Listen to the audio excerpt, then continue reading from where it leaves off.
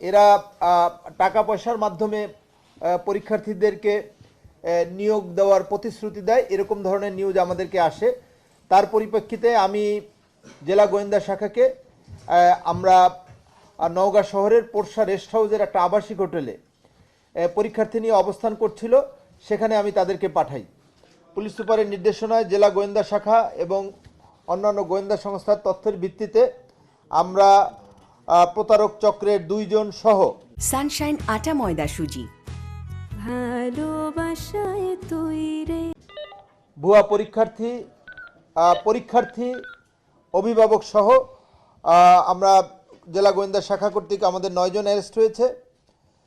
নওগাঁ সদর মডেল থানায় জেলা প্রশাসন অর্থাৎ ম্যাজিস্ট্রেট কর্তৃক এবং পুলিশের সহায়তায় সেখানে 9 জনকে অ্যারেস্ট করা হয়েছে, 8 জনকে অ্যারেস্ট করা হয়েছে এবং মহাদেবপুর থানায় 1 জনকে অ্যারেস্ট করা হয়েছে, মোট 18 জন।